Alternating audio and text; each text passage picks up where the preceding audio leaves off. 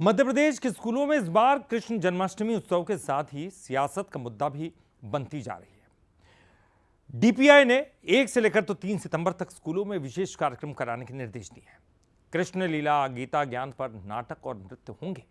सरकार इसे संस्कार और संस्कृति से जोड़ रही है, लेकिन कांग्रेस ने इसे लेकर सरकार पर ही निशाना साध दिया। की धुन कृष्ण की लीला के साथ स्कूलों में गूंजेगा गीता का ज्ञान।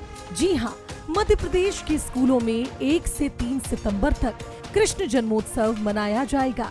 डीपीआई की ओर से जारी निर्देश के मुताबिक स्कूलों में कृष्ण लीला का मंचन होगा। गीता के संदेशों पर नाटक और नृत्य कार्यक्रम होंगे। सरकार का भरोसा है कि इन आयोजनों के जरिए विद्यार्थी भगवान कृष्ण के जीवन मूल्यों, सनातन संस्कृति और भारतीय परंपराओं से जुड़ेंगे। भारतीय जनता पार्टी सरकार द्वारा फैसला किया गया है कि श्री कृष्ण जन्मोत्सव प्रत्येक स्कूल में भव्य तरीके से मनाया जाएगा, ताकि हमारी अगली पीढ़ी भगवान कृष्ण की बाल लीलाओं से भी सीखे, गीता के संदेश को भी समझे और साथ ही भगवान के जीवन को आत्मसात करे। लेकिन कांग्रेस जैसी पार्टियां तुष्टीकरण की राजनीति में अंधी होकर इस तरह के आयोजनों का भी विरोध कर रही है। कांग्रेस पार्टी का इस सनातन विरोधी चेहरा है, केवल और केवल तुष्टीकरण के लिए जन्मोत्सव का विरोध कर रहे हैं। लेकिन कृष्ण जन्मोत्सव का आदेश जारी होते ही सियासत भी शुरू हो गई। पूर्व मंत्री और कांग्रेस नेता पीसी शर्मा ने सरकार पर निशाना साधते हुए कहा कि बीजेपी कृष्ण की बात करती है, लेकिन काम कंस जैसा कर रही है।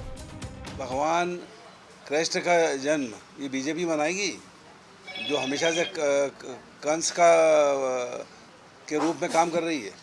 ये सब ढोंग है और ये ध्यान बटाने वाली बात है, इससे कुछ नहीं होगा। और इनका सर्वनाश भगवान राम के साथ साथ भगवान कृष्ण भी करेंगे। स्कूलों में कृष्ण लीला के मंचन के साथ ही सियासी मंच पर भी आरोप प्रत्यारोप का दौर शुरू हो गया है। अब सवाल ये है कि स्कूलों में कृष्ण जन्मोत्सव का ये आयोजन बच्चों को संस्कृति और जीवन मूल्यों से जोड़ने का जरिया बनेगा, या मध्य प्रदेश की सियासत में एक और नया विवाद खड़ा करेगा। स्कूलों में कृष्ण जन्माष्टमी की तैयारी है, लेकिन उसकी गूंज अब सियासी गलियारों में भी सुनाई दे रही है। सनी मालवीय, बंसल न्यूज़, भोपाल।